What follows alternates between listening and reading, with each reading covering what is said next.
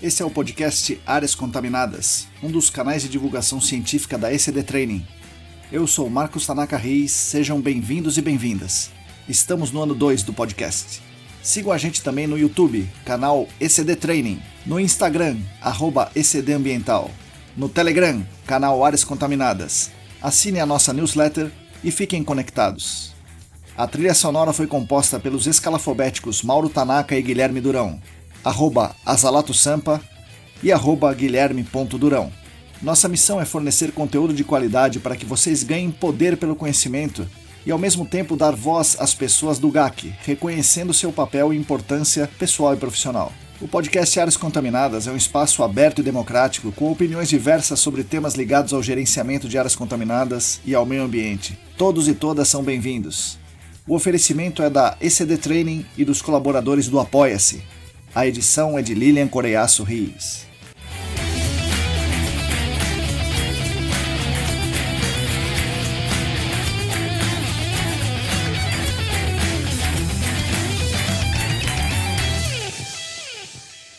Olá, para todo mundo que está aí lavando a louça, estendendo as roupas no varal, quase dormindo no ônibus, vendo se os frascos do laboratório estão certos, bom dia, boa tarde, boa noite. Eu sou Marcos Tanaka Reis e esse é o episódio número 130 do podcast Áreas Contaminadas, editado por Lilian Coreiaço Rios e oferecido pelos nossos queridos e queridas colaboradores no Apoia-se. O podcast Áreas Contaminadas conta com o patrocínio master da Clean Environment Brasil, que comercializa produtos e tecnologias para investigação e remediação de áreas contaminadas. Acesse o site da Clean em www.clean.com.br. Contamos também com os patrocinadores Ouro, Laboratório E-Consulting e a Vapor Solutions. Agradeço demais a companhia de todos e todas vocês, é uma grande honra para mim ter vocês aqui conosco semana após semana. Os nossos canais são mantidos com a ajuda financeira dos colaboradores do Apoia-se. Quem quiser e quem puder contribuir financeiramente conosco, nos ajudará muito aqui na ECD e também ajudará toda a nossa comunidade, pois nos permite dedicar atenção suficiente para a pesquisa, leitura, debate e produção de todo o material que fazemos aqui. Para fazer essa contribuição financeira é só acessar o site apoia.se/ECD Ambiental. É relativamente simples e seguro, você vai lá e vai escolher como vai fazer esse eventual pagamento, boleto, cartão, etc. E aproveitando aqui o ensejo, gostaria de deixar público meus agradecimentos às nossas colaboradoras e aos nossos colaboradores financeiros que querem e podem contribuir com a nossa ideia de compartilhar conhecimento sobre o gerenciamento de áreas contaminadas e outros temas relacionados. E fundamentalmente de construir um mundo melhor e mais justo para todas e todos.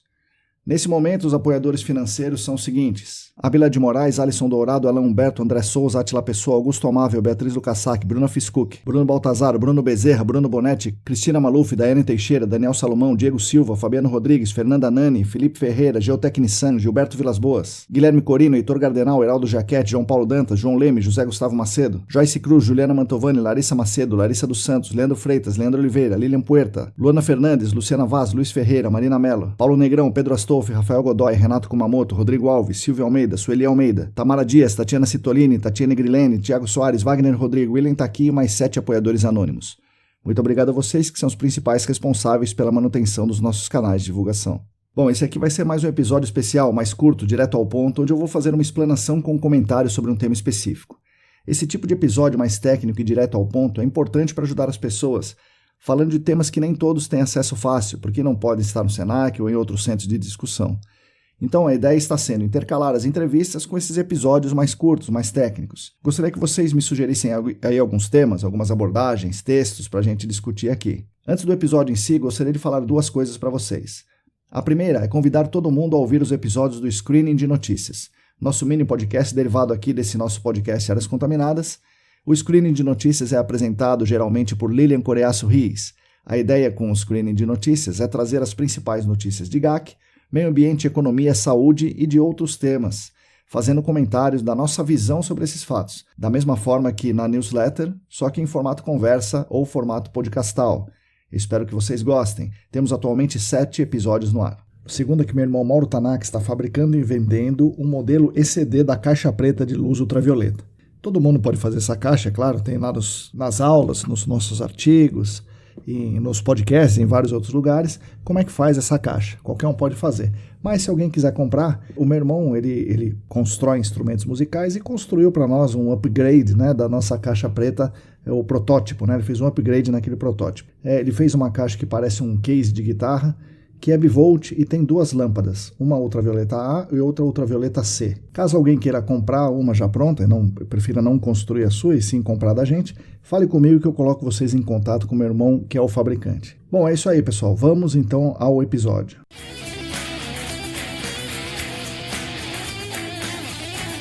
Bom, vamos agora ao tema central desse episódio, o caso Potosí. Eduardo Galeano, em seu famoso livro As Veias Abertas da América Latina, disse o seguinte: a história do subdesenvolvimento da América Latina é a história do desenvolvimento do capitalismo mundial. A nossa derrota como povo esteve sempre implícita na vitória dos outros. A nossa riqueza sempre gerou a nossa pobreza por nutrir a prosperidade alheia, os impérios e os seus aliados nativos. Na alquimia colonial e neocolonial, o ouro se transfigura em sucata. Não o contrário, né? O ouro se transfigura em sucata, e os alimentos e a água se transfiguram em veneno. Potosí, como Huancavelica e como Ouro Preto, caíram de ponta cabeça dos metais preciosos para os buracos fundos da miséria de seus povos. Então isso é o que o Eduardo Galeano escreveu no seu livro. Uma dessas histórias, tentaremos contar hoje, é a história de Potosí. Potosí é uma cidade boliviana situada nos Andes, a quase 4.000 metros de altitude. Ela foi fundada em 1546. Já em 1611, era a maior produtora de prata do mundo. Alcançou seu apogeu durante o século XVII, tornando-se a segunda cidade mais populosa do mundo atrás apenas de Paris, e a mais rica do mundo, devido à exploração da prata que era enviada para a Espanha. No entanto, em 1825, a maior parte da prata já tinha se esgotado e a sua população desceu até os 8.000 habitantes. Como curiosidade, no futebol, seu time mais famoso é o Real Potosí, que infelizmente pediu falência em 2021, mas chegou a disputar várias edições da Libertadores da América, tendo derrotado o Cruzeiro em 2002 e o Flamengo em 2012, jogando lá na altitude de Potosí. Antes de falar da ascensão e da queda da cidade de Potosí, diretamente ligada à extração de prata, vamos a um pouco do contexto histórico da dominação da América e suas relações com o que acontece ainda hoje, 500 anos depois. De acordo com Eduardo Galeano, o ano de 1492 inaugura uma nova era geológica, uma nova era civilizatória. É a origem do que chamou de modernidade, ou seja, da civilização do capital, da globalização do império do capital. E nesse plano pode-se afirmar que a civilização é uma invenção e uma criação inteiramente mineral. Com a chegada dos espanhóis ao que seria a América, um novo tipo de mineração chega com tudo e ergue-se com uma estranha força geológica que alterará, de forma drástica e irreversível, o curso da história.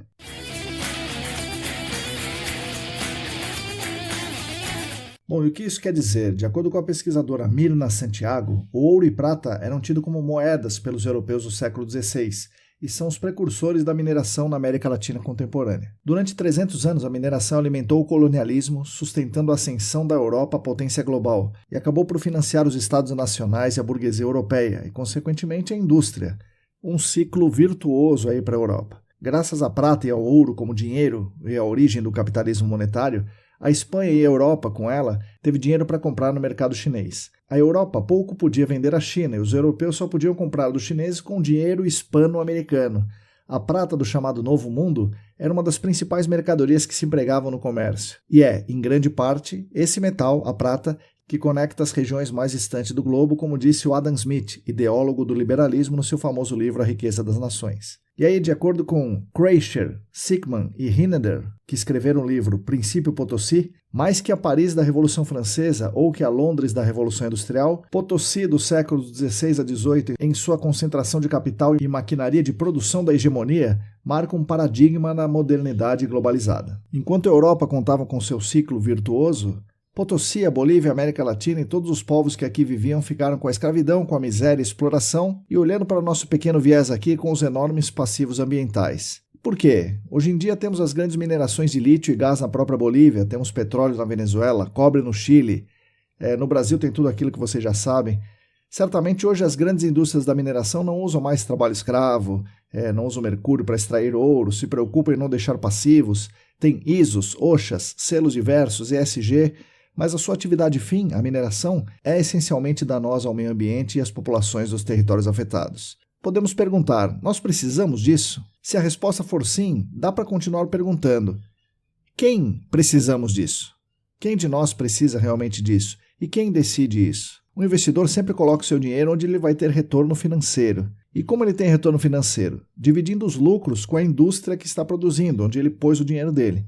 Para isso, a indústria que está produzindo precisa ter um bom lucro, um belo lucro, ou seja, ela precisa ganhar muito mais dinheiro. E aí a gente vai falar um dia sobre dinheiro aqui nesse podcast. Mas enfim, ela precisa ganhar mais dinheiro do que ela gastou para produzir. Ou seja, ela precisa transformar a matéria-prima, que nesse caso da mineração é gratuita, pois é dada pela natureza, né, entre aspas. Ela precisa transformar essa matéria-prima no produto final, comercializado, e também em resíduos, que são devolvidos à natureza, também gratuitamente, né? Essa transformação se dá por meio de máquinas e outros meios de produção que pertencem ao capital e por meio do trabalho humano realizado. E aí, vamos voltar àquele investidor ali. O lucro dele é maximizado se os custos de produção forem reduzidos. Portanto, menores salários, menor segurança ambiental e trabalhista, menos prevenção, menos gasto com saúde, segurança, meio ambiente, etc., causam menos custos, portanto, mais lucros. O que o investidor quer é o mesmo que a sociedade quer, mais lucro. O que é bom para o investidor é necessariamente bom para as pessoas, bom para a biota, bom para o planeta? Bom, vamos deixar isso de lado por um momento, né? Não vamos falar mais da atualidade, né? Da mineração atual e dessas perspectivas aí econômicas de grande monta, e vamos voltar a falar aqui de Potosí. Vamos então voltar a falar de Potosí.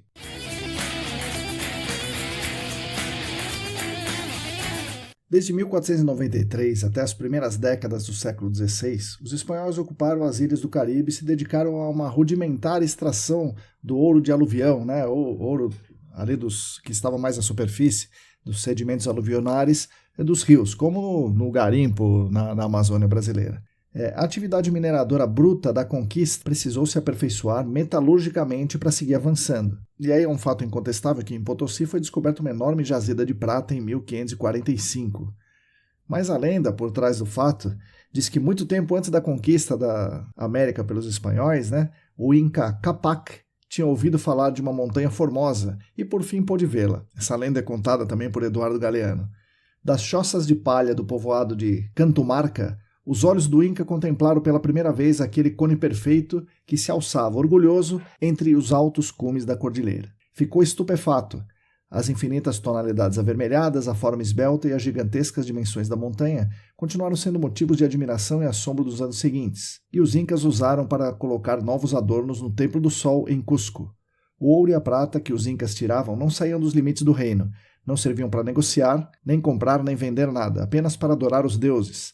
A lenda continua dizendo que tão logo os primeiros indígenas começaram a escavar nos filões de prata da montanha, uma voz cavernosa os derrubou. Era uma voz forte como trovão, que saía das profundezas e dizia em Quichua: "Não é para vocês. Deus reserva essas riquezas para os que vêm de longe." Os indígenas então abandonaram a montanha e mudaram seu nome. A montanha passou a chamar-se Potosí, que significa troveja, rebenta e explode em Quichua. E aí, em 1545, continua a lenda, né? O indígena Haualfa seguia as pegadas de uma lhama que tinha fugido e foi obrigado a passar a noite na montanha. Para não morrer de frio, fez fogo e a fogueira iluminou uma pedra branca e brilhante. Era prata pura. E aí começou a avalanche espanhola, que são, obviamente, os que vêm de longe, de acordo com aquela lenda inca. E aí, para além da lenda, a prata de Potosí constituiu uma grande inflexão histórica.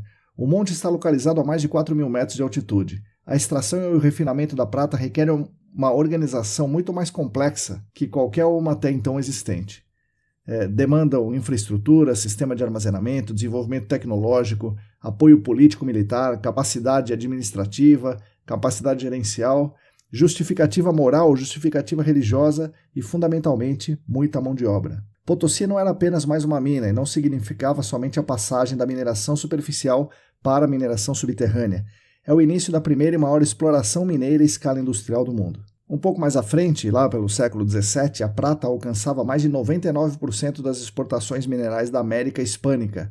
Em 3 séculos, a Espanha recebeu um metal suficiente para estender uma ponte de prata desde a base da montanha em Potosí até a porta do Palácio Real lá do outro lado do oceano, lá na Espanha. Entre 1503 e 1660, fora o contrabando, desembarcaram no porto de Sevilha 185 toneladas de ouro e 16 milhões de toneladas de prata. Dizem que no apogeu da cidade de Potosí até as ferraduras dos cavalos eram de prata. Eram de prata também os altares das igrejas, as asas dos querubins nas procissões e outras coisas também.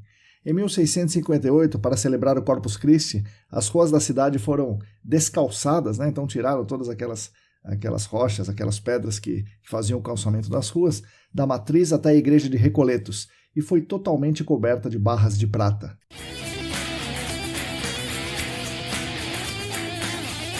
Bom, com tudo isso, o Estado Nacional Espanhol interveio fortemente em Potosí.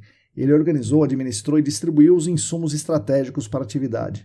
A mão de obra indígena, veja, o Estado Nacional Espanhol distribuiu a mão de obra indígena, obviamente não voluntária, né, vamos chamar assim. Distribuía também a água, o mercúrio. Sim, o mercúrio, já vamos falar um pouco mais do mercúrio. Mas em muitos casos o Estado espanhol se ocupa diretamente de assegurar que esses insumos-chave não faltem à atividade mineradora, que se ergue como base e fundamento do poder imperial espanhol. O Estado vai se ocupar também do desenvolvimento tecnológico, né? Geração de novas máquinas, novas tecnologias que melhorem a eficiência e a rentabilidade. Vai enviar especialistas, financiará experimentos e promoverá a articulação entre banqueiros, especialistas e os donos das minas. Na primeira fase, de 1540 a 1570, a extração da prata é realizada em uma modalidade muito elementar, que é a mão de obra intensiva, aplicada nos filões mais ricos e menos profundos, aquela mineração superficial. E aí, nos séculos XVI e XVII, a Montanha Rica de Potosí foi o centro da vida colonial das Américas. Ao seu redor, de um modo ou de outro, girava a economia chilena, que fornecia o trigo, a carne seca, peles, vinhos, a pecuária e os artesanatos iam de Córdoba e Tucumã, na Argentina, abasteciam Potosí com os animais, de tração, tecidos e tal. E as minas de mercúrio de Huancavelica, que fornecia, obviamente, o mercúrio, e a região de Arica, por onde era embarcada a prata para Lima. Lima era o principal centro administrativo lá da época. E aí, naquele início de extração mais rudimentar, era usado o método de contratação, vamos chamar de contratação dos indígenas, era o método da encomienda. E encomienda, de acordo com Rainer de Souza, era um termo que significa recomendar ou confiar algo para alguém. Criado em 1512, esse regime de encomienda deixava comunidades indígenas inteiras sob os cuidados de um encomendeiro, que podia utilizar a mão de obra dos índios. Veja só, a ele era permitida essa utilização. Em troca, o encomendeiro devia assegurar o oferecimento de educação para os indígenas, mas essa educação seria apenas para os seus indígenas, e não uma educação comum, mas sim uma educação religiosa e cristã. Então, ele deveria, a contrapartida dele era catequizar os índios. Vejam que absurdo, A exploração da mão de obra só podia ser realizada por meio da concessão realizada pela coroa espanhola. Então, quem dava essa autorização era a coroa espanhola. E, obviamente, ninguém queria saber a opinião dos indígenas. A encomienda era repassada somente para 2 gerações posteriores à do beneficiado. Olha só, que bonzinhos, Só 2 gerações. E, embora fosse proibido, os espanhóis submetiam os indígenas a várias situações de agressão, torturas e tomavam as terras das comunidades nativas, como a gente já sabe. Bom, em 1572, então um pouquinho à frente, o vice-rei Francisco de Toledo substitui esse método arcaico da encomienda por um outro método chamado mita. A mita era um sistema em que cada grupo de indígenas dava para a coroa espanhola um certo número de trabalhadores durante vários meses do ano. E isso era feito por sorteio, olha só.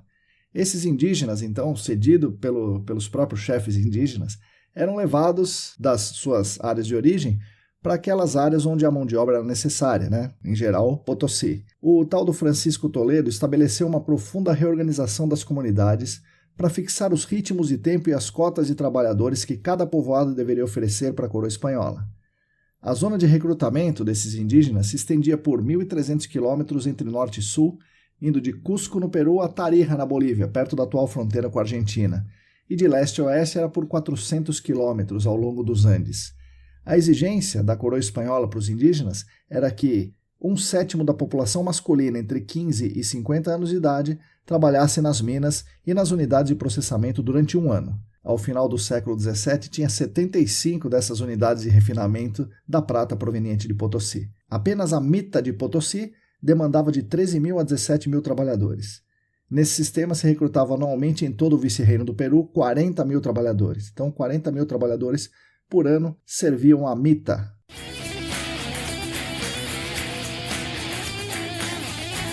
E aí também em 1572, junto com a mita, o Francisco de Toledo introduziu o processo de amálgama do mercúrio como método para explorar o mineral de prata nas minas espanholas.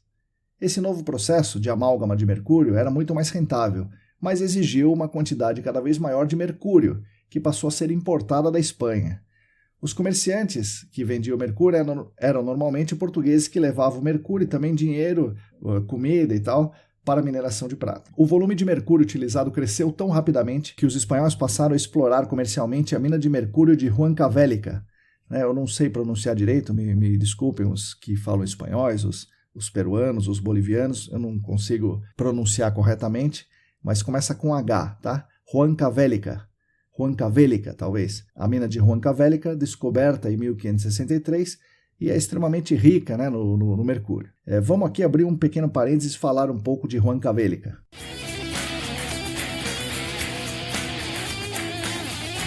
Os incas do atual Peru exploravam essa região, né, de Huancavelica em busca de um mineral chamado, né, de uma rocha chamada cinábrio, um mineral composto de mercúrio e enxofre. A fórmula química é HGS, né, um sulfeto de mercúrio. O cinábrio era moído para a produção de um negócio chamado vermelhão, um corante que compõe as tintas vermelhas vivas que culturas como a Chavin, a Mochica e a Inca usavam como pintura corporal ou para cobrir objetos de ouro. E aí dá para você imaginar, né, a contaminação por mercúrio dessas populações. E aí isso eram os povos originários, né, da região, mas depois da dominação espanhola, o problema se agravou muito, né, em muitas ordens de grandeza. A tal mina de mercúrio de Huancavelica foi de importância fundamental para a economia colonial, porque dava o insumo principal que permitia a extração de prata, não só de Potosí, mas também as minas de Porco e Oruro, também na Bolívia, as duas, tinham minas que necessitavam aí do mercúrio. Nesse sistema produtivo, o transporte de Huancavelica até o altiplano boliviano, a mais de 1.700 km de distância, constitui um caminho controlado, obviamente, pelo vice-rei do Peru, de modo que a mineração de Potosí tivesse sempre mercúrio à disposição. Esse caminho, de acordo com os pesquisadores Orche e Amaré, que escreveram um artigo muito interessante de 2015, custou um espalhamento da contaminação por mercúrio em todo esse trajeto de 1.700 quilômetros aí, né? Imaginem fazer uma investigação nesse trecho.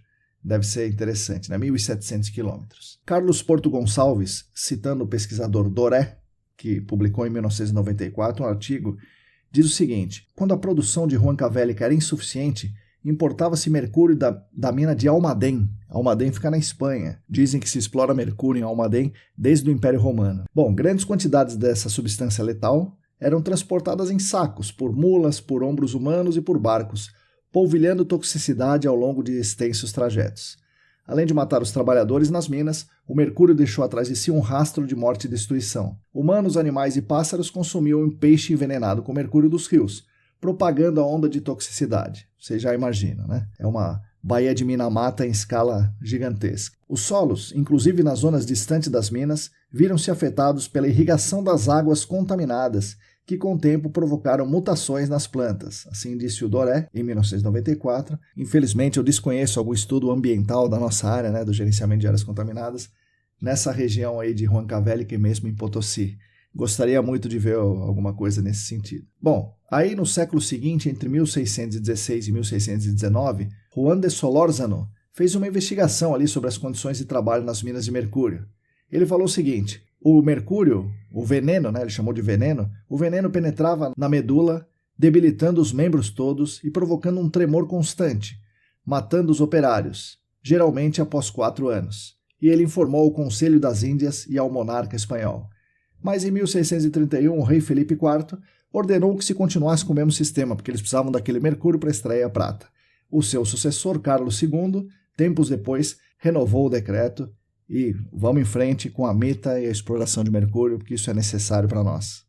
Assim disseram os governantes da Espanha naquele tempo. Vocês devem imaginar os paralelos com o que a gente vive hoje em dia, né? Século XXI. Enfim, o processo de amálgama com mercúrio tornou possível a exploração de prata de menor pureza.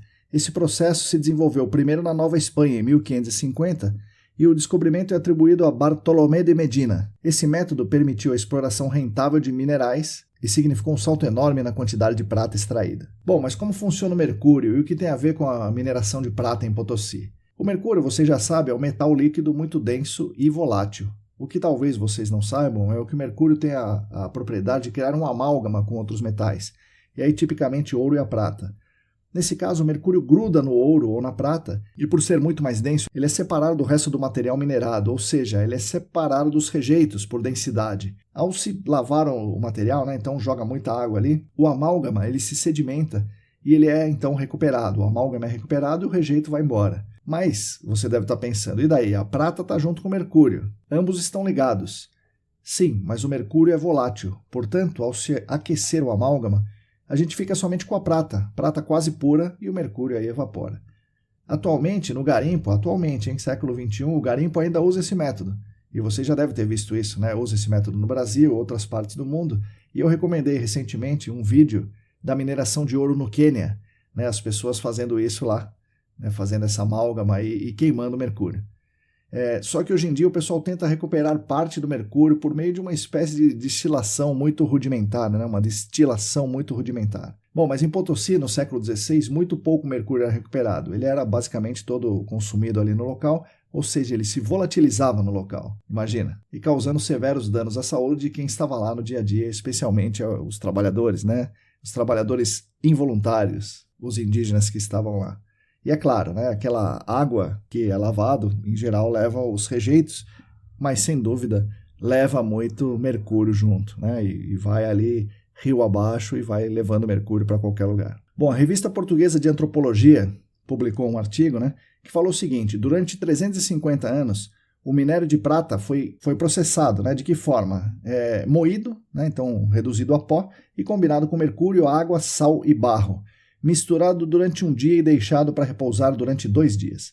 Todo esse processo era então repetido durante cerca de 20 dias, com adição de mercúrio à medida das necessidades. Após a remoção da água, do sal e do barro, o amálgama de mercúrio e prata era colocado em cadinhos e aquecida, para que o mercúrio se evaporasse e ficasse apenas a prata. Os sulfitos da prata puderam, assim, ser processados, o que levou ao aumento da recuperação, né, da prata pura, e que chegou a ser 7 vezes maior que a quantidade obtida por processos antigos. Então, os recursos argentíferos, né, os recursos de prata, estavam quase esgotados em 1550 e conseguiram, com o método do amálgama com mercúrio, ser utilizados por mais 3 séculos, por mais 300 anos. Claro, isso necessitava de mais mercúrio e também de sal, né, levando à abertura de novas minas de mercúrio e de sal-gema. A importância do mercúrio era tamanha que a coroa espanhola tornou a exploração um monopólio real, né, tanto da mina de Almadén quanto de Huancavelica. A mineração de prata era privada, né, a coroa espanhola detinha parte dos lucros, mas a mineração de mercúrio era um monopólio do Estado espanhol.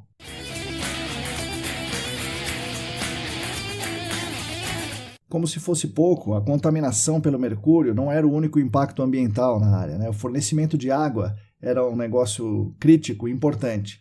E ele era requerido para o consumo humano, pelos animais de carga, né, que eram muito usados ali, para o processo de amálgama e lavagem dos minerais, além de fonte de energia. O abastecimento em Potosí era uma questão crítica. Imagina o seguinte: uma cidade com uma altitude de 4.000 metros, com uma superpopulação de pessoas e um gasto de energia de todos os sentidos aí muito elevado, né? Como é que era fazer esse abastecimento? Como é que era levar essa água para lá? Isso demandou a construção de uma extensa obra de engenharia com 30 barragens interconectadas por canais que permitiam a captação, acúmulo e uso de água da chuva.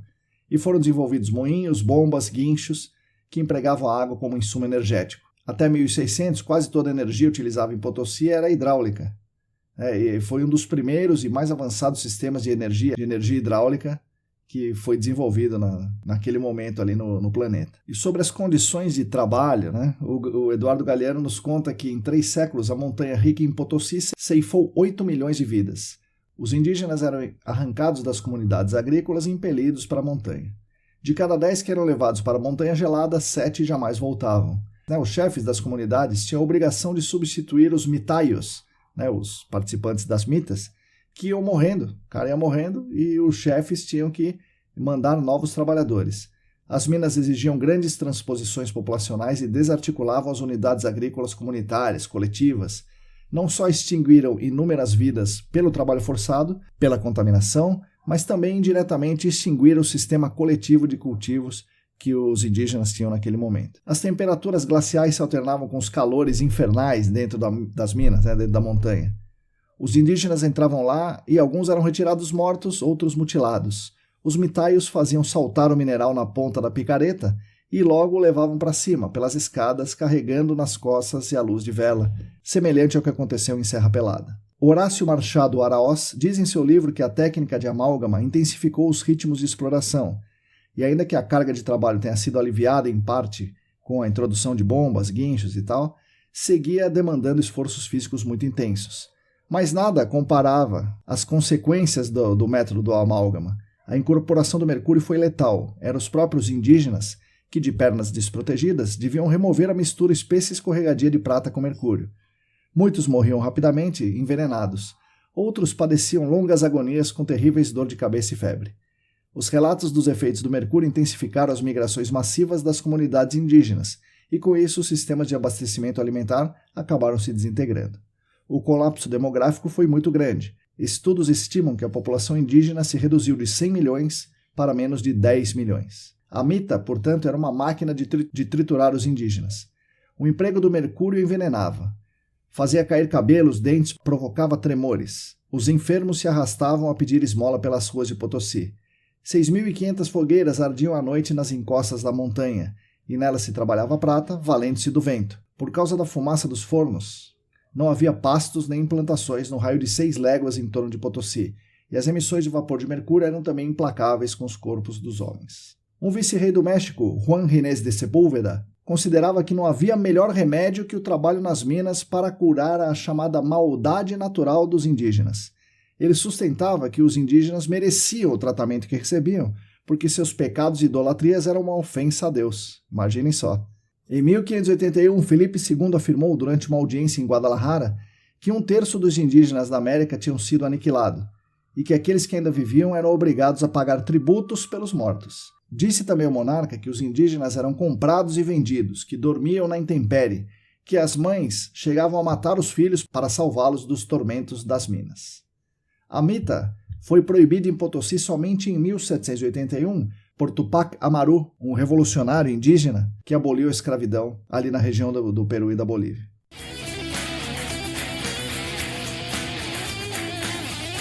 Enquanto durou a produtividade das minas da América, a Espanha pôde sustentar sua posição de domínio entre as potências europeias durante o século XVII. A hegemonia espanhola durou enquanto pôde ser financiada por Potosí, mas, de acordo com Horácio Machado, o esgotamento marcou a derrota não apenas da coroa espanhola, mas também das aperfeiçoadas formas de imperialismo moderno.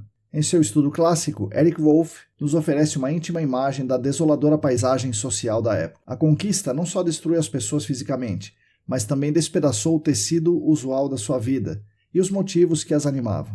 A sociedade nascida da conquista espanhola sacrificou os homens pela produção de objetos que não tinham outro fim, senão o de aumentar o máximo possível os lucros e a glória do conquistador. O indígena explorado não podia encontrar sentido universal nenhum no seu padecimento. Assim, os indígenas não foram vítimas somente da exploração e do desmonte ecológico e ambiental, mas também sofreram uma desculturação. O princípio Potosí, exposto por Porto Gonçalves, por Eric Wolff, é a devastação como princípio, mas não só a devastação ambiental, é um princípio colonizador. É o oprimido que se deseja ocupar o lugar do opressor, pois foi infectado pelo mesmo afã de possuir. Em contraposição aos que defendem esse modo de vida, de exploração, de dominação, de externalização das questões ambientais, dos resíduos e dos impactos ambientais e dos passivos ambientais, os pachamamistas, foram chamados de pachamamistas por Carlos Porto Gonçalves, e também, essa afirmação vai valer também para os adeptos do bem viver, dizem o seguinte: nós professamos o culto do cuidado, acreditamos na Mãe Terra, rendemos tributo e respeito porque sabemos e nos sentimos vitalmente ligados a ela pelo cordão umbilical do alimento e do trabalho comum. Não acreditamos nas mercadorias, no valor de troca, mas sim no valor de uso. Não sabemos de prazos bancários, mas do longo prazo e do tempo geológico da vida. Somos os novos selvagens dos nossos tempos. Somos os que rendem um culto à água dos rios, que corre vermelha por suas veias, e rezamos em ação de graças pelo amparo de ser comunidade.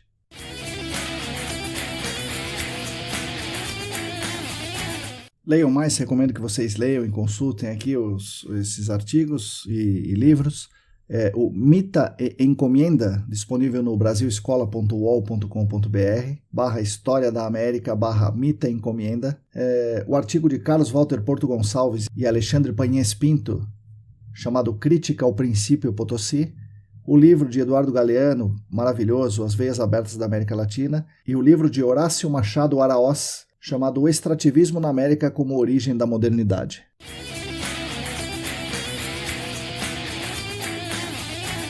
Bom, pessoal, é isso aí. Agradeço mais uma vez a atenção de todas e todos. Falei aqui sobre o que provavelmente é o maior caso de contaminação da história, o caso de Potosí, e também falei sobre o princípio Potosí, que relaciona a contaminação ambiental com as relações de trabalho, as relações de colonização, relações de dominação.